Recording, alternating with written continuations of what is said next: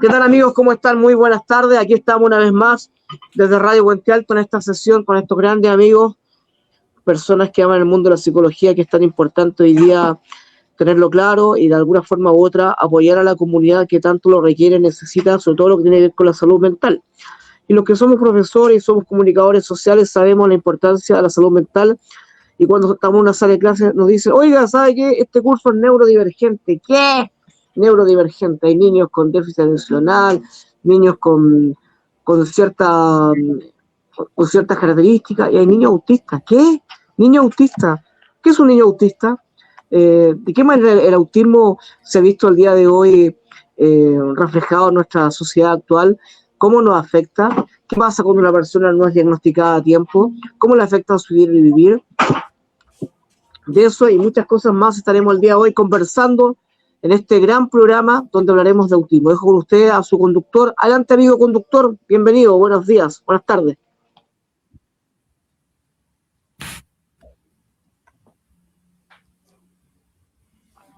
Adelante, amigo, por favor. Procedamos. Bienvenido. Muchas gracias por el espacio. Buenas tardes a todos los oyentes. Soy Héctor Escalona, soy psicólogo educacional. Trabajo en lo que son los establecimientos educacionales, en el PIE. Yo soy el que trabaja directamente con los chicos. En este caso me acompañan mis colegas. En este caso les voy a dar el paso a que ya se puedan presentar. Constanza. Sí, hola a todos y todas los oyentes de la radio. Mi nombre es Constanza Villarroel, soy psicóloga de la Universidad de Playa Ancha y tengo un diplomado en inclusión y diversidad y también algunos cursos, formaciones en neurodivergencia también. Ahora le doy el paso a Calu. Hola a todos y todas. Bueno, yo soy Calu Rojas, también psicóloga clínica. También soy una persona autista. Tengo diplomado en neuropsicología, en diversidad, en autismo y me especializo en todo lo que se refiere a la evaluación e intervención con personas autistas y también otras neurodivergencias. Tal y como mencionabas, es un tema que se está muy de moda, en el fondo, lo que es el autismo, y nos preguntamos qué es el autismo, qué pasó aquí, qué es la neurodivergencia, y mucha gente a veces no entiende. Y justamente por eso es que también agradecemos este espacio, y es que la idea es justamente poder hablar de eso, y en el fondo, qué es el autismo, o lo que como se le llama clínicamente el trastorno de espectro autista. En simples palabras, se le puede denominar a una condición de neurodesarrollo, y para que los oyentes puedan entender, simplemente el cerebro se desarrolla de una manera distinta. Mientras que por lo general el cerebro sigue el camino A, en este caso seguimos el camino B. Seguimos siendo personas, seguimos siendo otros individuos, pero en el fondo simplemente se desarrolla de distinta manera. En este caso es algo que acompaña toda la vida. La gente nace con autismo, la gente nace con esta condición y se desarrolla durante el resto de su vida de esta forma. También es importante mencionar que esto no tiene una cura, no ni un tratamiento como para dejar de serlo. Y eso igual siempre es importante destacarlo porque a veces la gente piensa que podría curarse o no, pero no, es algo que nos acompaña toda una vida. Y en el fondo también destacar que cada persona es distinta, así como todas las personas somos distintas y únicas, los autistas también lo son. Pueden algunos ser distintos, pueden ser algunos muy sensibles al estímulo, otros que les daría lo mismo, pero siempre teniendo en cuenta la diferencia de cómo cada uno es, la importancia que es conocer a cada persona en el fondo, y dar el momento también de conocernos. Claro, y ahí como menciona igual mi colega Héctor, un tema que es súper relevante aquí es entender que si bien la mayoría de las personas piensan o relacionan el autismo con la infancia, no solamente se diagnostican personas en la infancia, sino que también existe lo que es el diagnóstico tardío, ¿ya? El diagnóstico tardío tiene que ver con personas que son diagnosticadas existen muchas personas actualmente que son diagnosticadas en la adolescencia, en la adultez, y algo súper importante aquí a entender es que no es que estas personas como que un día mágicamente se volvieran autistas, sino que, claro, como mencionaba Héctor, al ser una condición, esto parte desde el nacimiento. Entonces, estas personas que llegan a un diagnóstico ya de forma más retrasada, por así decirlo, al fin están dándose cuenta quizás de las características de su autismo y esto puede a veces retrasarse por temas sociales, por sesgo de género, por temas de...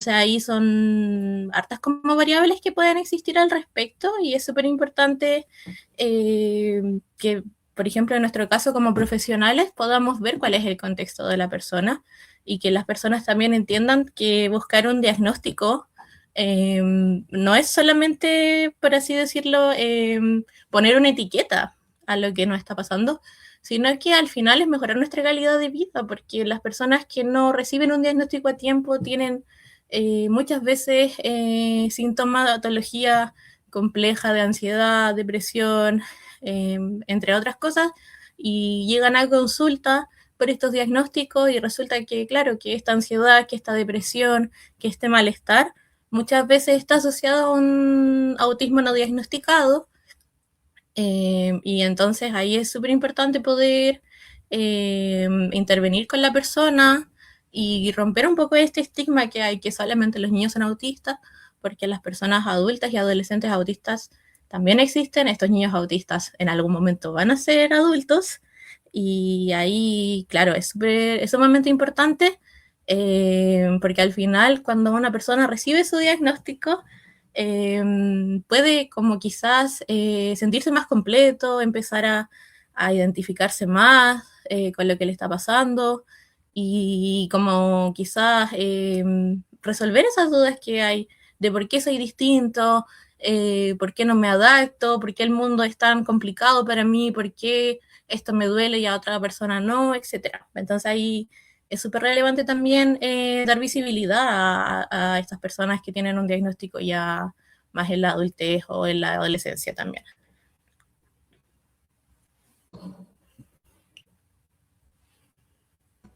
Bueno, tomando las palabras que decía mi colega Constanza, el autismo generalmente se hicieron test pensado en hombres. Por lo tanto, diagnosticar mujeres ha sido un poco más complejo dentro de la asignación de este género, pues no habían escalas de, como de medición, por decirlo así, para medir mujeres, sino que estaban exclusivamente en hombres. Y muchas niñas que eran autistas aprendieron a observar e imitar conductas sociales para poder ir encajando. A esto lo llamamos enmascaramiento o camuflaje social, que realmente pasa de que las mujeres se exige socialmente mucho más a veces que a los hombres, por ejemplo, que sean más sociables, que sean más extrovertidas, sean más serviciales, e incluso cuando alguna de ellas es más tímida, solamente se le dice que es un poco más introvertida o más retraída. Por lo tanto, cuesta mucho a veces poder pesquisar el autismo en niñas y luego en adultas porque generalmente son un poco más funcionales. Esto puede hacer que las necesidades que pasen las mujeres en niñas autistas pasen más de ser desapercibidas que los hombres. Y frecuentemente, como recién les decía, son más tachadas o descritas como tímidas o más sensibles o más perfeccionistas o más tranquilas. Y esto también es importante decirlo porque el autismo, tal como mencionaba Héctor y también Constanza, es un espectro muy amplio. Todos los autistas son diferentes, no tiene por qué un autista parecerse a otro autista, tal como una persona neurotípica no es igual a otra. Desde ahí la variable es bien amplia y como tal decía Héctor, quizás una mujer puede ser muy introvertida o también puede haber una mujer autista muy extrovertida, pero eso no quiere decir que sea más autista o menos autista, solamente quiere decir que tiene otra forma de relacionarse. Desde ahí también muchas mujeres llegan a la adultez sin saber que son autistas y tal como decía Constanza, no es que mágicamente un día se volvieron autistas y empiezan a necesitar otras herramientas, sino que siempre necesitamos esas herramientas, solamente que fuimos compensando. ¿Qué pasa cuando compensamos? Comenzamos a tener más ansiedad o más depresión. Generalmente las mujeres autistas las diagnostican primero de otros trastornos, por ejemplo, trastorno de ansiedad generalizada, trastorno de depresión mayor, bipolaridad, trastorno límite de la personalidad, pues pueden convivir estos trastornos que es generado por no haber entregado las herramientas necesarias a estas mujeres autistas que no tienen el diagnóstico. Por eso a veces muchas personas describen el diagnóstico como también encontrar algo que les faltaba para poder ir entendiendo su historia y también para poder ir comprendiendo que no estaban rotas o que no estaban haciendo algo mal o que estaban exagerando, sino que su cerebro funcionaba de una manera diferente.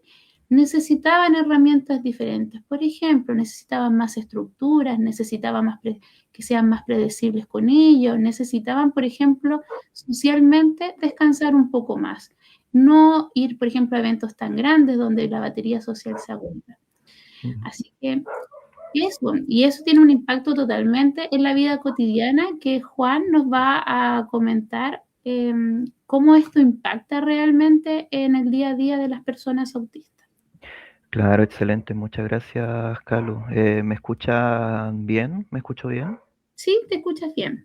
Excelente, bueno, como estuvieron mencionando mis colegas anteriormente y como profundizó un poco Calu, el adaptarse a las exigencias sociales, a las exigencias ambientales, en la mayoría de los casos influye en que las personas autistas tengan unos mayores niveles de ansiedad, de estrés, porque no es solamente el tal vez funcionar, como es para muchas personas neurotípicas, sino que hay un esfuerzo detrás, hay una presión por adaptarse a las normas sociales, por adaptarse al funcionamiento de la sociedad.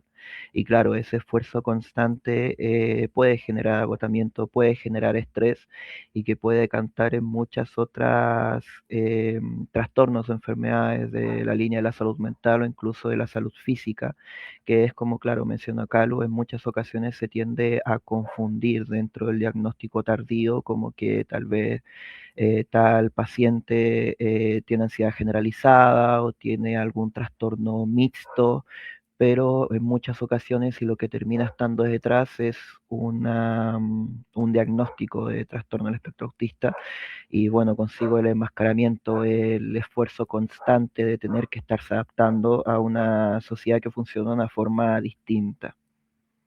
Ahí viene la importancia, el concepto de distinto y por eso, bueno, también la relevancia de propiciar espacios como este, espacios donde se pueda recalcar la comprensión, el entendimiento frente a las personas con trastorno del espectro autista y no desde una exigencia, no verlos como tal vez el niño problema, como la persona o el caballero cacho que se comporta de una forma distinta y que por consiguiente hay que aislarlo, todo lo contrario, o sea, eh, hay que poder comprender, entender y ahí también la importancia de todo lo que hemos estado conversando el día de hoy. Dicho eso, y bueno, para ir dando paso a cómo ir percibiendo la inclusión real, doy paso a mi siguiente colega. Sí, bueno, retomando las últimas palabras de Juan, mi colega, aquí es importante tener en cuenta igual que para que se den procesos inclusivos, no hay que ver la inclusión de la comunidad autista solamente como que sean parte de un entorno. Por ejemplo, la inclusión no tiene que ver, por ejemplo, en los colegios solamente con aceptar que un estudiante autista pueda ser parte de esta comunidad o darle un trabajo a una persona autista, sino que va más allá. Tiene que ver con que la persona pueda desarrollarse de forma completa, teniendo los apoyos necesarios para, por ejemplo, poder estudiar, comunicarse de la forma que necesita, si es que necesita recibir instrucciones de otra forma, poder brindárselas. Entonces, en este sentido, es que es súper importante, claro, como mencionaban, generar estos espacios donde se pueda conocer un poco más del autismo, pero no solamente quedarnos ahí con conocer estas diferentes condiciones, sino que realmente generar una inclusión que sea verdadera y que tome en cuenta también las vivencias autistas, porque muchas veces pasa que se crean leyes, políticas públicas, intervenciones, adaptaciones, etcétera, como más desde la mirada profesional igual, como desde el rol de expertos, pero al final como cada persona autista es distinta, a veces se invalidan ciertas vivencias autistas y por eso es súper importante también tomar en cuenta a estas comunidades para poder formar esta inclusión. Y al final, como decía, educar a toda la comunidad, porque las personas autistas, no por tener esta condición, van a ser menos, no es que vayan a ser más complicados a la hora de trabajar o que no van a poder aprender igual que otra persona. Puede que quizás presenten más desafíos, pero no por eso significa que no pueden. Siempre y cuando se le brinden los apoyos necesarios y el mundo se vuelva más inclusivo, estas personas van a poder desarrollar una vida igual que cualquier otra persona. Oye, muchas gracias. Ha sido una primera parte de conceptualización muy valiosa para la gente de la Radio Puente Alto. Llevamos 15 minutos con 48 segundos y ahora vamos a enviar algunas preguntas al panel para que puedan resolverlas y darle una claridad a la gente que la está enviando. Camilo, hola, desde Casas Viejas. Interesante el programa. Qué bueno que la radio esté aportando en estos procesos tan importantes. Diferencia entre autismo y déficit atencional. Pregunta número 1. Verónica Pablaza, desde La Serena. Buena, muy interesante el programa, muchas gracias. Es un aporte a la cultura y a la educación. Gracias Radio Puente Alto. Sí, gracias a la gente que está en este momento aportando también a esto, que es valioso. Se habla poco, se habla mucho, un mar de conocimiento, pero de 1 centímetro de profundidad. ¿Cómo sé yo que una persona es autista? ¿En qué me debo fijar? Si soy una abuela que cuida a un niño pequeño, el niño pasa metido en sí mismo, habla poco. ¿Cuáles son las diferencias entre un niño que tenga problemas de lenguaje y problemas de autismo? Las preguntas que llegaron en este momento. Muchas gracias, panel. Adelante, por favor.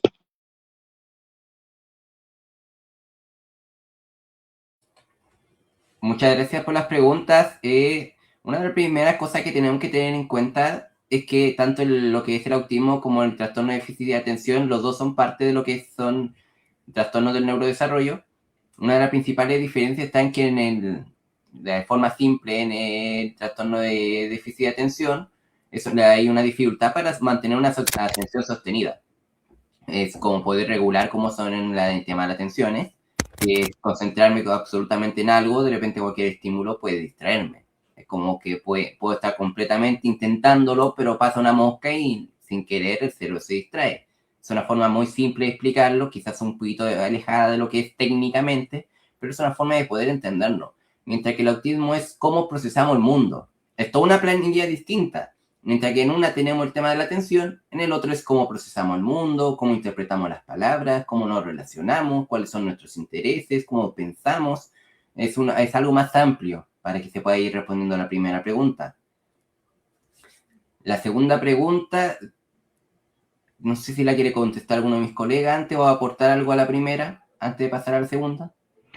Claro, si es que fuera posible, me gustaría aportar un pequeño detalle respecto a lo que mencionaba Héctor. O sea, claro, si bien existen esas primeras repasadas de ciertas diferencias entre el trastorno del espectro autista y el trastorno de déficit atencional, o sea, claro, al ambos ser trastornos del neurodesarrollo, en muchas ocasiones se tienden a confundir, tienden a tener ciertas peculiaridades que también pueden compartir o no. O sea, ahí la principal diferencia, más allá de lo que también mencionó Héctor, es que, bueno, que algún profesional puede efectivamente realizar algún psicodiagnóstico con aquel pacientito, para poder ir decantando un poco más sobre la diferenciación. Es algo que igual llamamos bastante y que puede que tal vez se toque un poco en la segunda pregunta, que es el tal vez no quedarse tanto con las diferencias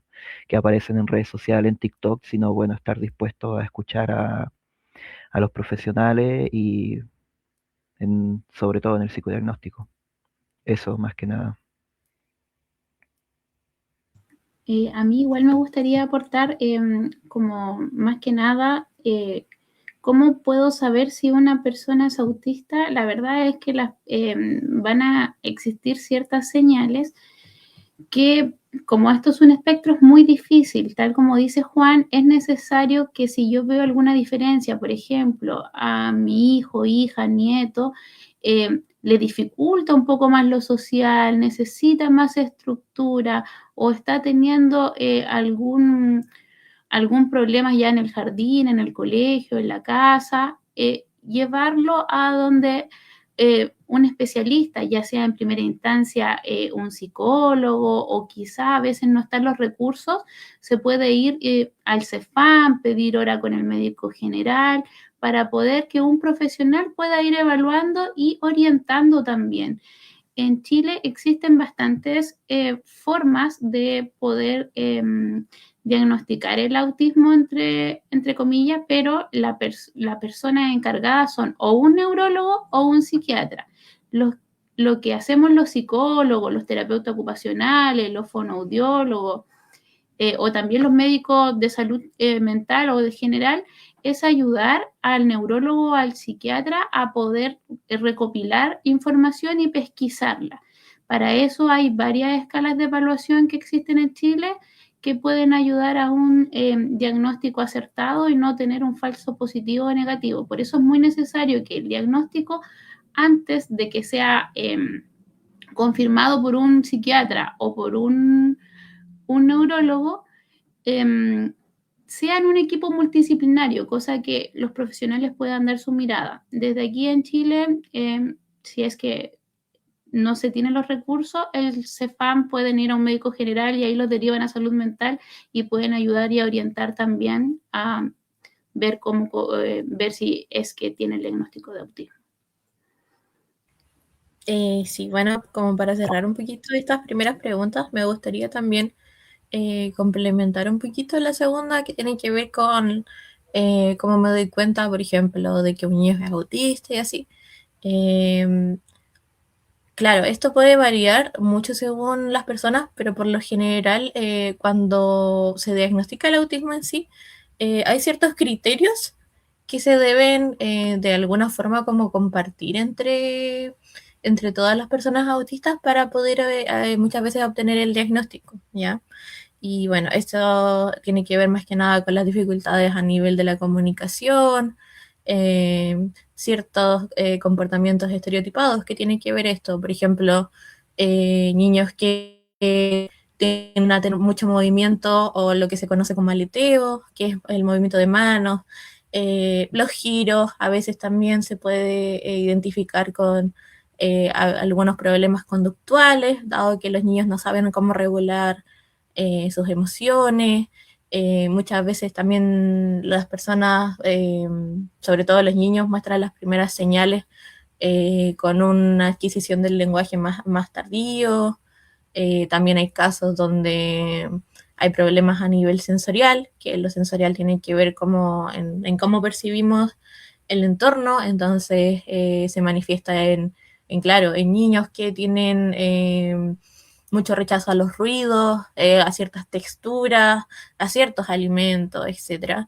Y esas serían como señales que son más comunes, pero claro, no hay que olvidar que al final cada caso es distinto y si es que si es que la persona tiene la sospecha de que su hijo, su nieto, su hermano, etc., puede ser autista, claro, acudir a los profesionales necesarios, porque muchas veces se puede confundir justamente con otros trastornos como es el de déficit de atención, o a veces incluso estos pueden convivir ambos, porque muchas veces pasa que con el autismo viene acompañado de otras condiciones, ya sean mentales, físicas, de neurodesarrollo, etcétera.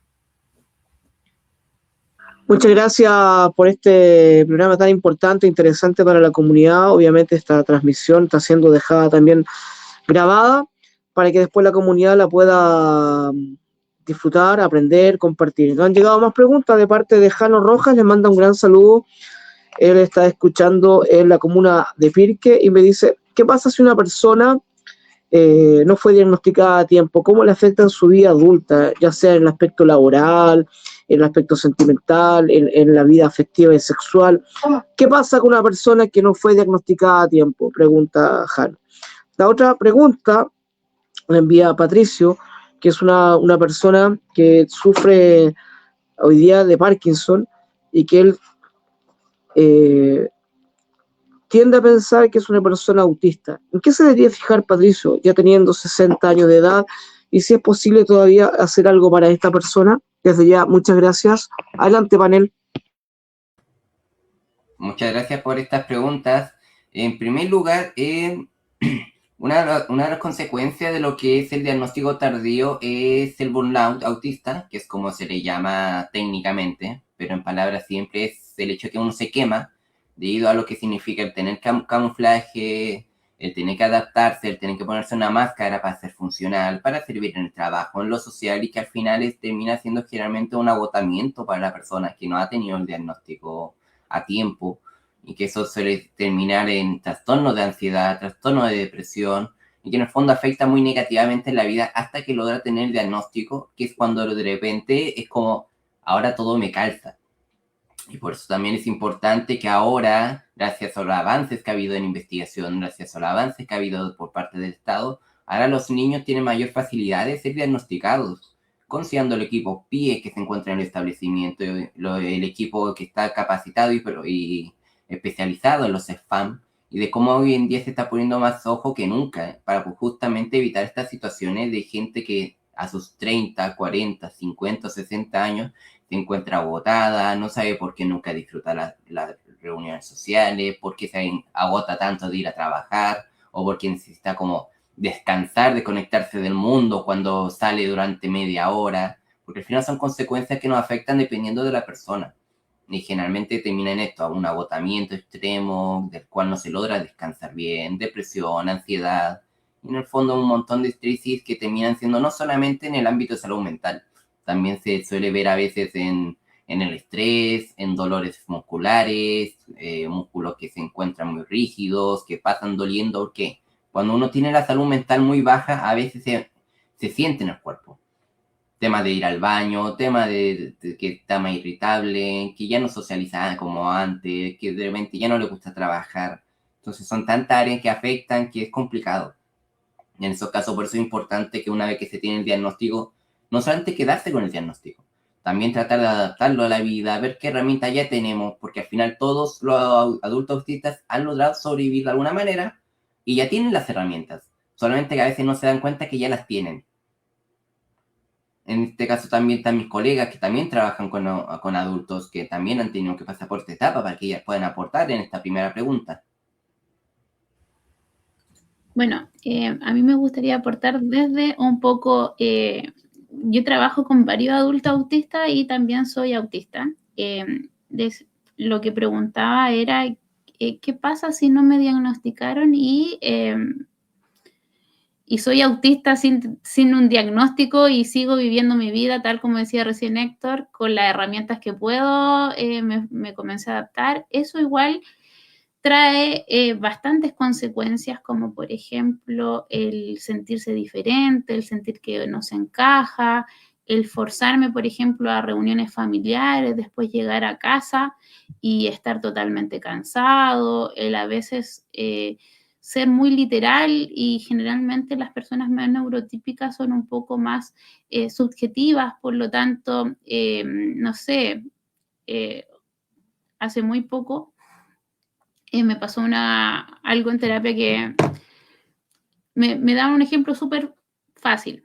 A una persona autista, generalmente cuando le dices no te quiero, para la persona autista, no me quiere.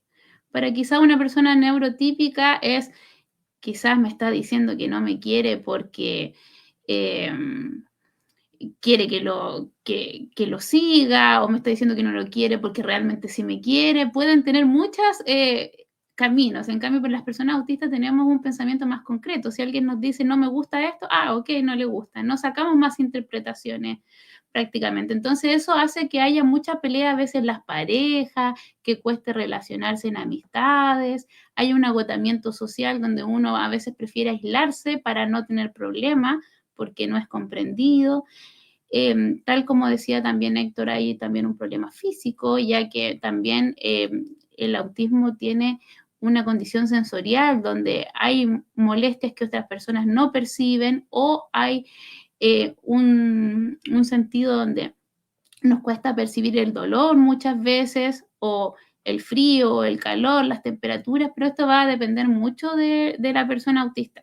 Pero sí, el no tener un diagnóstico como tal, aun cuando hayamos encontrado las herramientas necesarias para seguir encajando en la sociedad, sí es muy complejo y muy difícil adaptarse y quema mucho, como decía Héctor.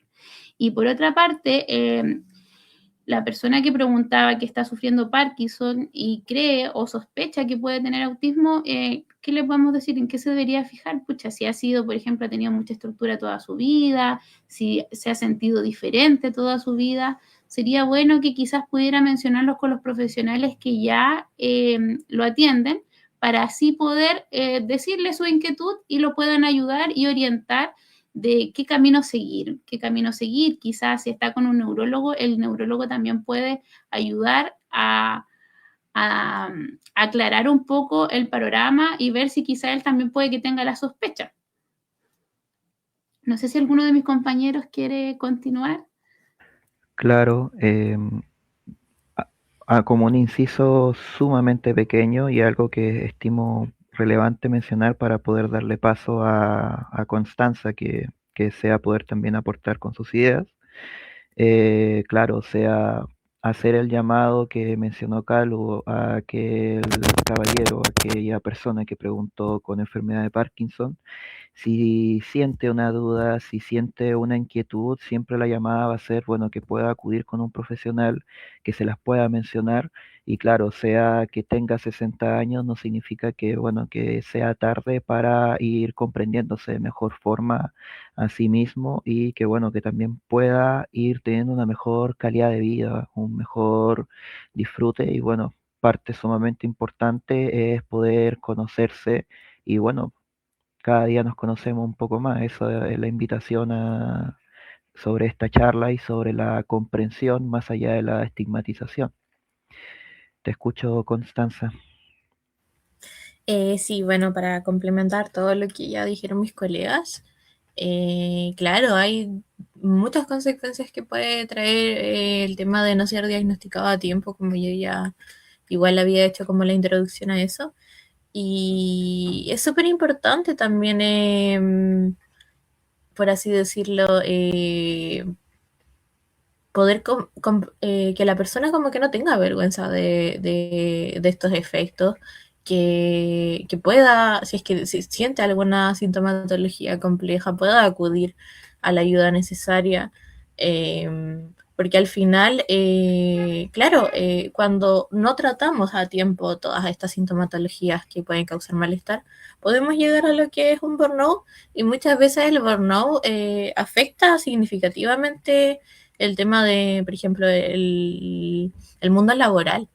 Muchas veces pasa que las personas autistas deciden no trabajar de una forma formal o, valga la redundancia, o optan por otros caminos, prefieren trabajar de forma independiente, etcétera, porque no soportan el hecho de la rutina que conlleva el trabajo, de interactuar con otras personas directamente, de cumplir con un horario, de cumplir con ciertas exigencias. Muchas veces pasa que necesitan instrucciones y no se las dan de cierta manera, etcétera. Entonces ahí, claro, desde la perspectiva ya más de psicóloga, invitar a las personas a que no tengan miedo de acercarse a buscar un profesional, porque al final esta no es una vivencia que es única en ellos.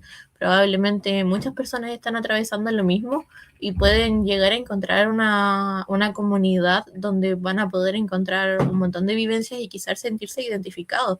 Incluso puede que, no sé, a lo mejor una persona que no está diagnosticada en este momento esté escuchando este programa y le haga sentido. Entonces, invitar a todas esas personas a que si se sienten identificados, no tener miedo de buscar un diagnóstico.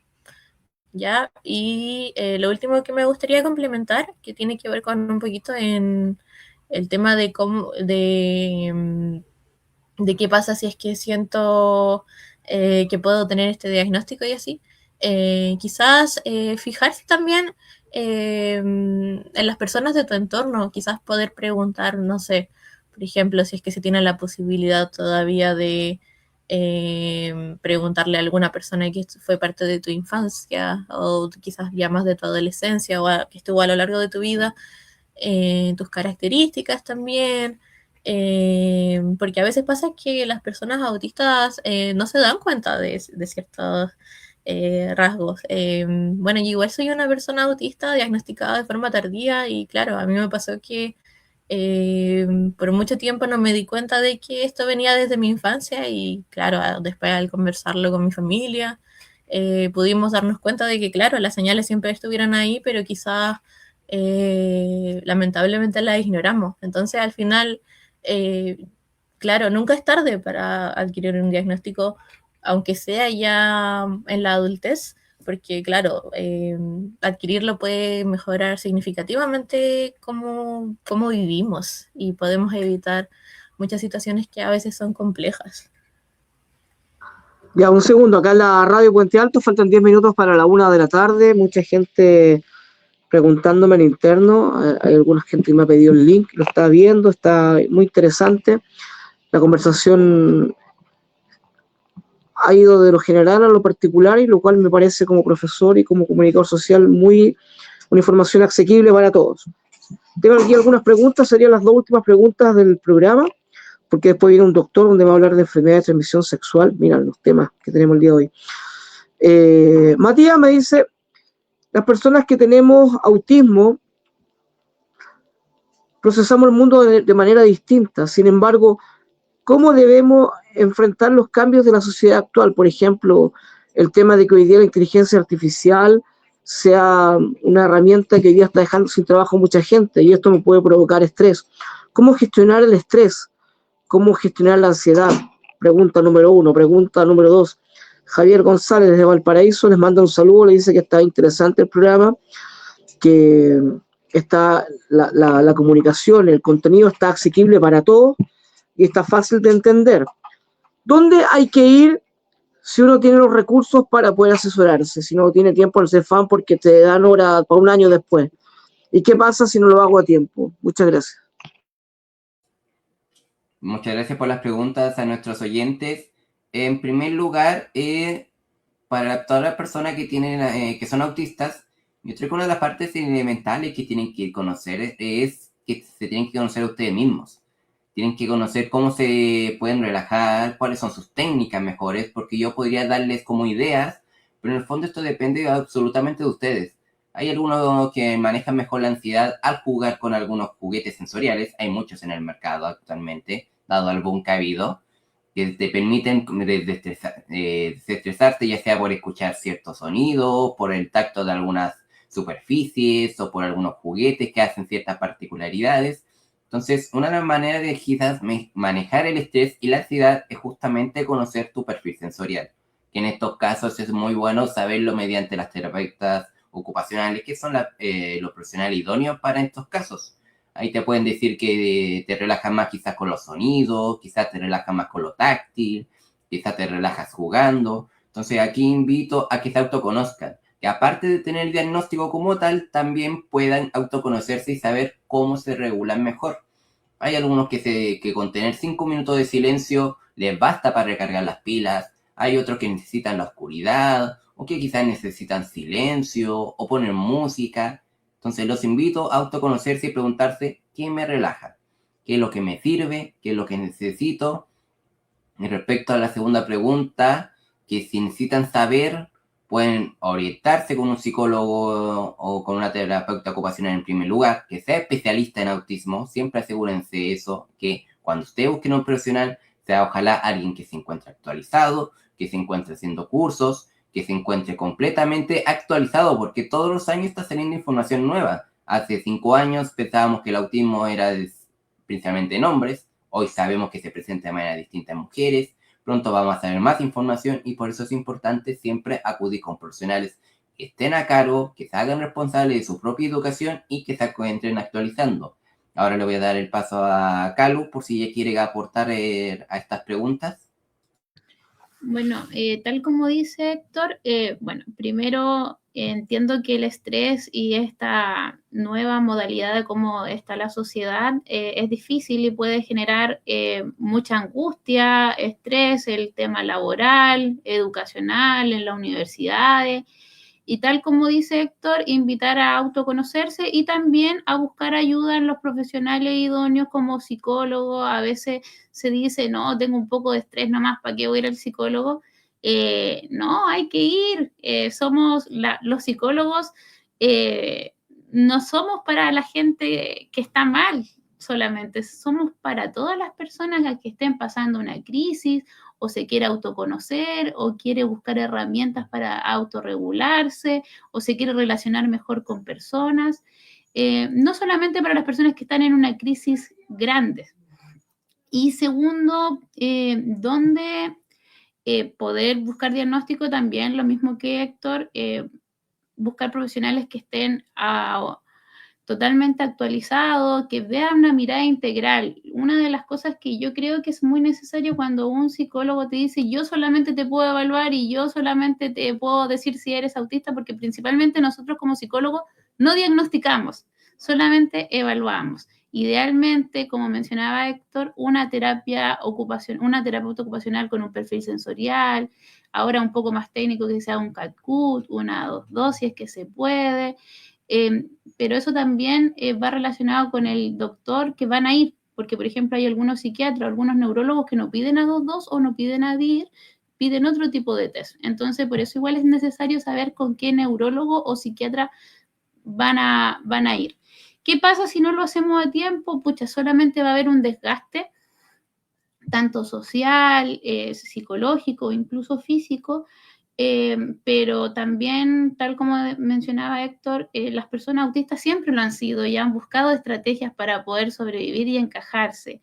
Creo que si alguien tiene un malestar de cualquier tipo, ya sea pensado que puede tener autismo, TDAH u otro trastorno, se acerque a un profesional idóneo, ya sea un psicólogo, un terapeuta ocupacional, un fonoaudiólogo, un doctor general, un psiquiatra, neurólogo, para que lo pueda orientar y ayudar. Eso. No sé si alguno de mis compañeros quiere también complementar la pregunta.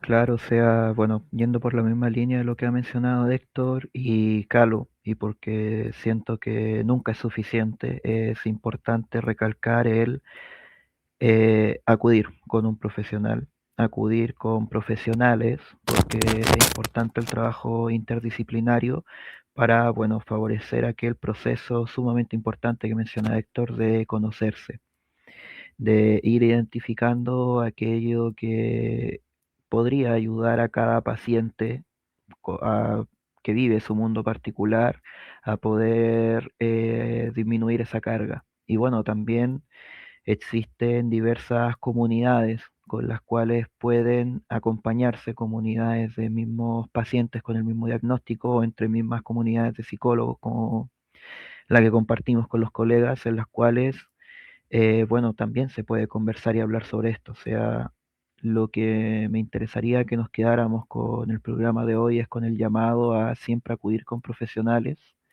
y a acudir también a comunidades y espacios donde sentirse acompañados para poder vivir con todo esto que, como mencionó aquella persona que preguntó, es algo del mundo actual y que también a muchas personas tiene también bastante tensos.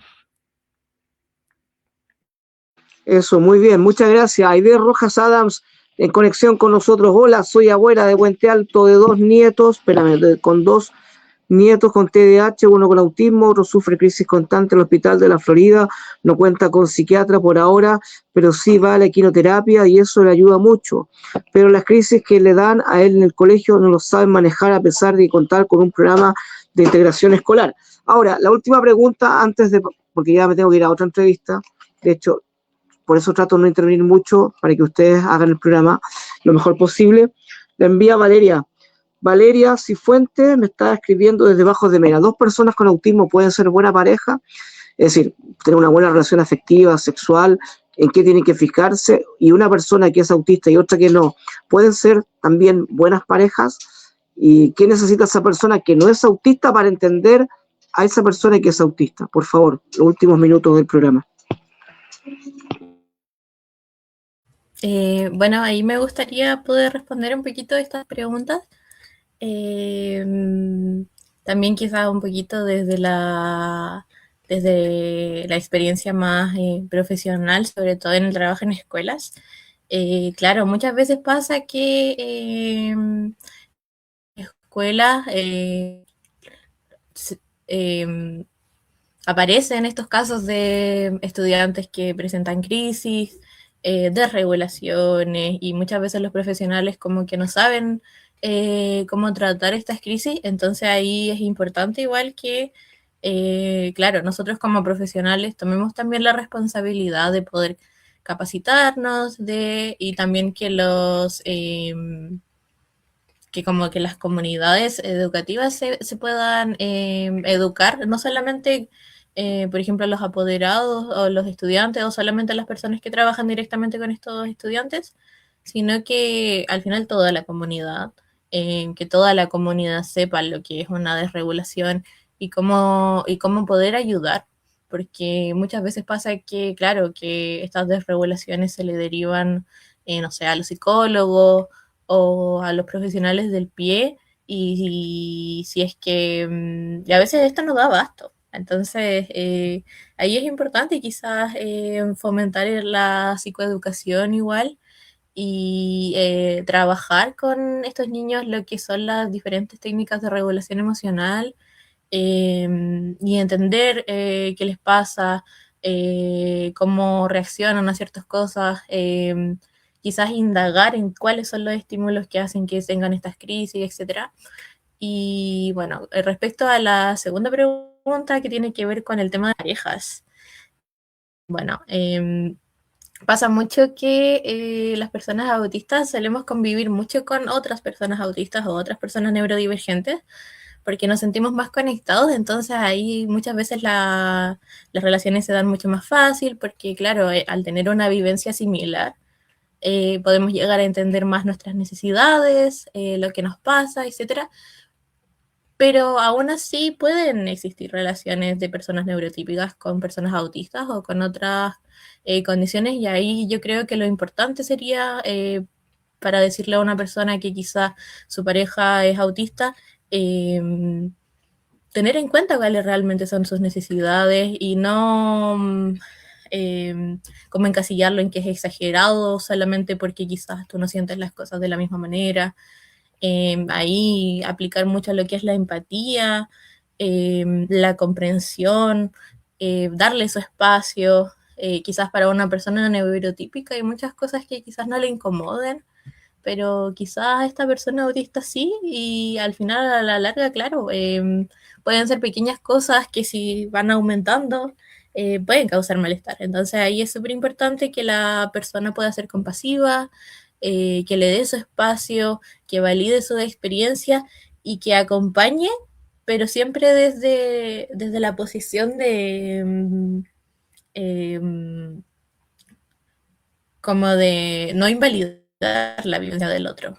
Esto quiere decir que no decir así como de, ay, no, pero es que, pero ¿cómo te va a molestar esto? O no es para tanto, y así, porque quizás para nosotros como autistas sí sea para tanto. Entonces, ahí es importante, como decía, respetar al otro desde su condición también, y al final que el amor fluya desde el conocimiento del otro, y, y eso yo creo, más que nada.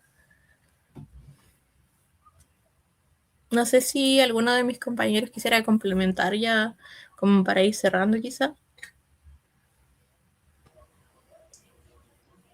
Solo terminar con agradecer el espacio y la posibilidad de poder hablar de un tema que está siendo tan importante a nivel sociedad y que está involucrando a todo lo que es la comunidad completa de todos nosotros, en colegios, en trabajos, en la vida diaria de cada familia que actualmente está pasando por estos procesos y que son complejos.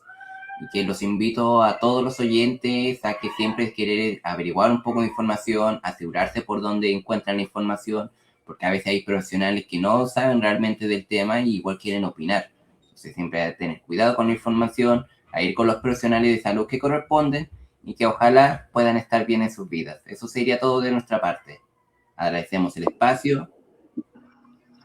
Eso, muchas gracias, ha sido un agrado una vez más, así me dan espacio para esperar la próxima entrevista que viene ahora con el doctor Alejandro Rojas directamente desde el Sótero del Río para hablar de métodos anticonceptivos y enfermedades de transmisión sexual. Mucha gente conectada, conversando, y este programa ya queda disponible para ser subido a la red y muchas personas disfrutando y aprendiendo también de este espacio. Muchas gracias, que tengan buen día.